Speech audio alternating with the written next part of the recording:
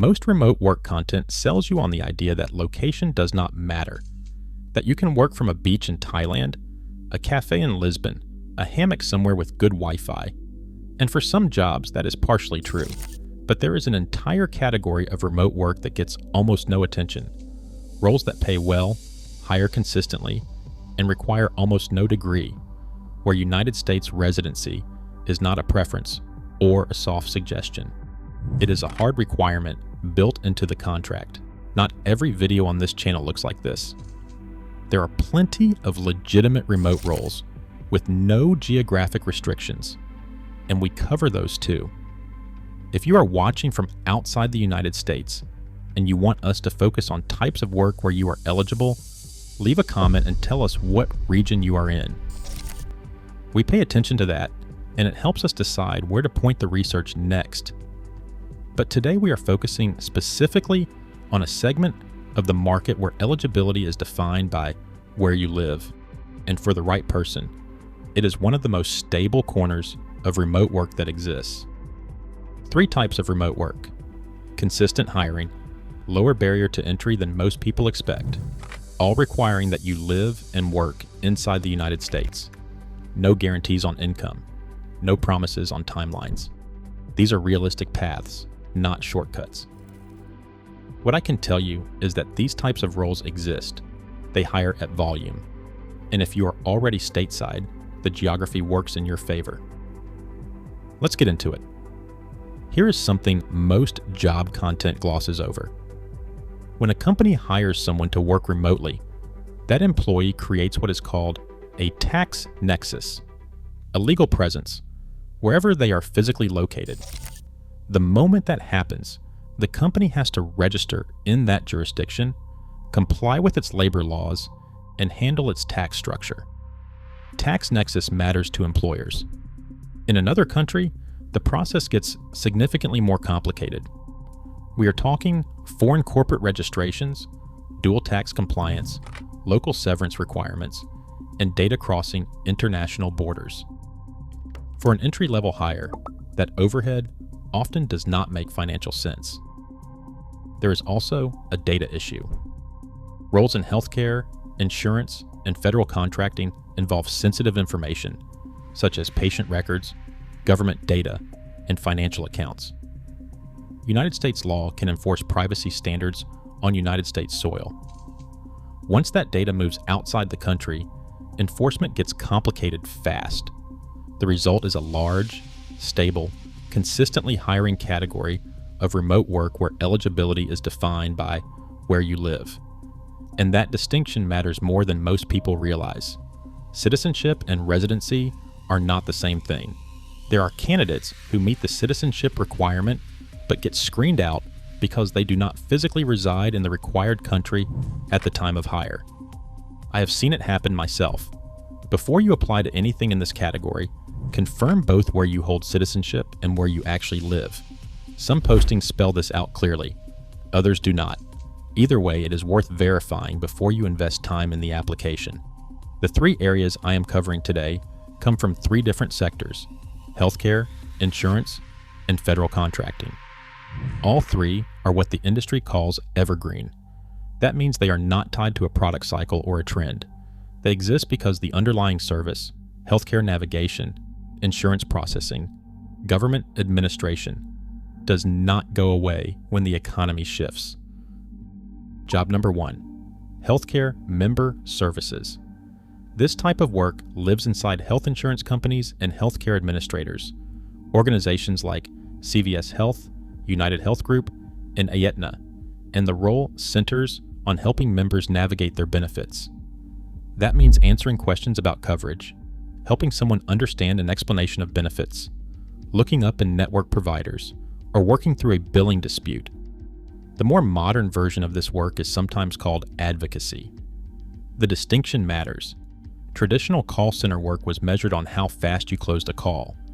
Advocacy model roles are measured on resolution. The goal is to take the member out of the middle of a complex situation and handle it for them. Now, why does demand for this type of work exist? The American healthcare system is genuinely difficult to navigate.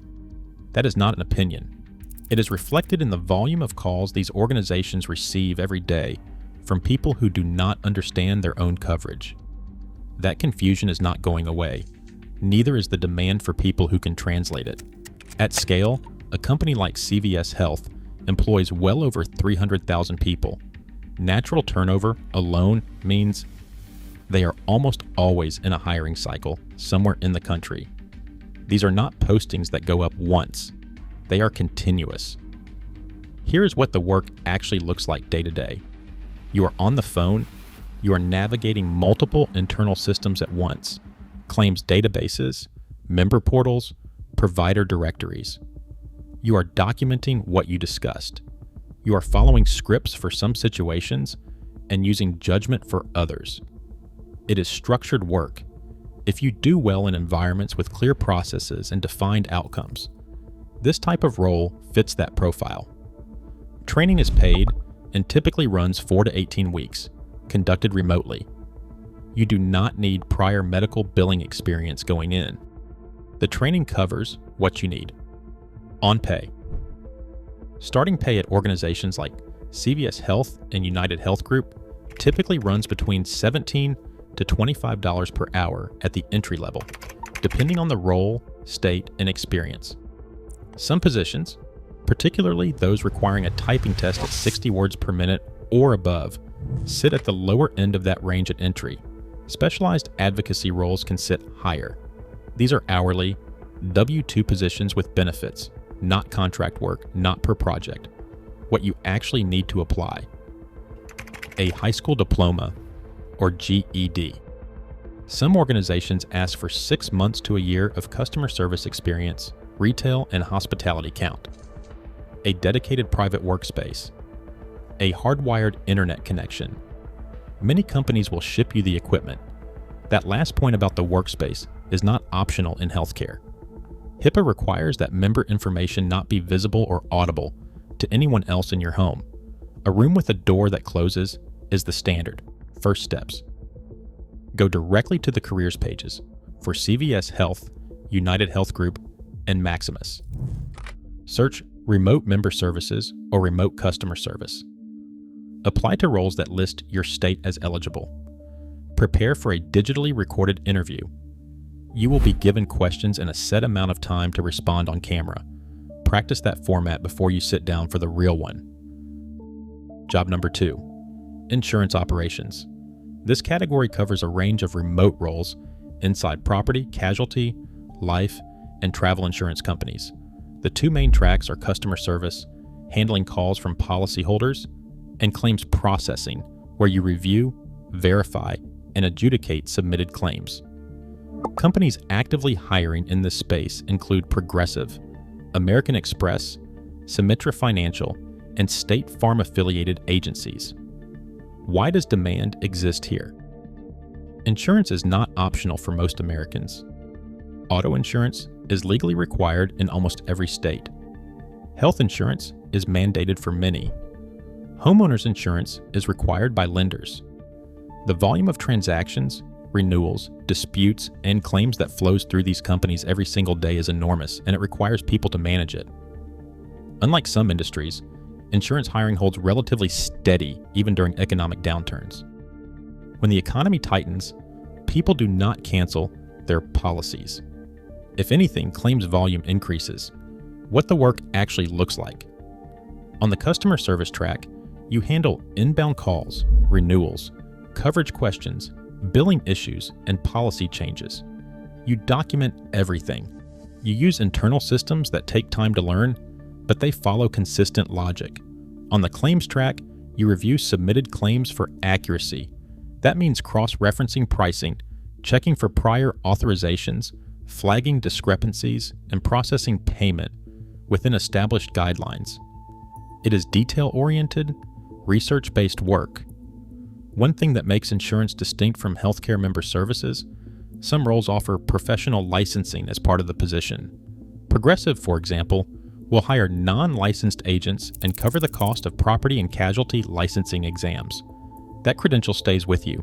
It does not disappear if you move to a different company. On pay. American Express Platinum Disputes roles have been listed at $20 to $22.25 per hour. Symetra financial remote roles range from roughly $22 to $34 per hour, depending on experience and state. Progressive uses a base hourly rate plus a program called Gain Share, which is a cash bonus tied to company-wide performance. Those ranges vary. What drives the spread is state, experience level, and the type of work. Claims adjudication typically pays higher than general customer service. What you actually need. No degree was required for most entry-level positions. A high school diploma is typical. Customer service background helps. A clean financial background is often required for roles involving account access. The same workspace and connectivity standards apply. Hardwired connection, private room, minimal background noise. If a role requires licensing, the employer will tell you up front and walk you through the process. First steps. Go to Progressive Careers page directly and filter for remote. Do the same at American Express, Symetra, and for State Farm through individual agency listings. When you apply, note whether the role is on the customer service track or the claims track, and apply to the one that matches how you actually work. Job number 3, federal contracting support. The federal government contracts out a significant portion of its administrative workload to private companies. Firms like Maximus, General Dynamics, Information Technology, and ASRC federal managed programs ranging from Medicare enrollment to CDC information lines to Department of Veterans Affairs claims processing. The entry-level remote work inside these contracts falls into categories like customer support, case screening, and administrative processing. The work supports government programs that are legally required to exist. Why demand exists here?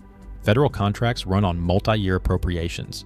When the government funds a program, the contractor staffing that program hires accordingly and keeps hiring as the contract continues. Maximus reported a contract backlog of over $15 billion as of late 2025. Their federal services segment grew organically at over 12% in fiscal year 2025. That is not a startup, and it is not a short-lived trend. This is sustained infrastructure. What the work actually looks like. You are supporting government program participants, Medicare beneficiaries, veterans, and Social Security recipients through a phone or digital interface. You follow strict scripts and compliance guidelines. You document every interaction according to federal standards. Training is intensive. GDIT's Medicare coordination roles typically involve 8 to 12 weeks of paid training. Some contracts require a temporary on-site period at the start. Not all roles are fully remote from day one. Confirm that before you apply. Many contractors will ship you the necessary equipment, a secure laptop, a headset, and VPN hardware. You do not purchase any of this. Equipment is provided. Now, the citizenship requirement. Many of these roles require U.S. citizenship, not just U.S. residency. Those are not the same thing. Verify both before you apply. Some roles also require a public trust background investigation, a suitability clearance that is more thorough than a standard commercial background check. Clearance becomes a key credential. If you have citizenship, residency, and a clean background, that clearance becomes a credential. Once you have been cleared, you become part of a specialized workforce that is in consistent demand across the contracting landscape. On pay. Maximus customer support roles typically start between $17.50 and $22 per hour, depending on the contract and location. Help desk and IT support roles through contractors like ECS Federal can pay higher rates, particularly with 1 to 3 years of experience. GDIT's customer service roles for Medicare programs have been listed without weekend requirements, which affects scheduling significantly for some people. First steps. Go to Maximus's careers page and search remote customer service. Go to GDIT's careers page and filter by remote. Search USA jobs for contractor-affiliated postings. When you apply, have your citizenship documentation accessible. If a posting mentions a suitability investigation or public trust clearance, that is expected. It is not a disqualifier for most applicants with a clean background. Before we close, a reality check. None of these are fast paths. Healthcare member services gets you in the door more quickly. The barrier is relatively low and the training is comprehensive, but you are building a track record from scratch. The first few months are about learning the systems, not maximizing output.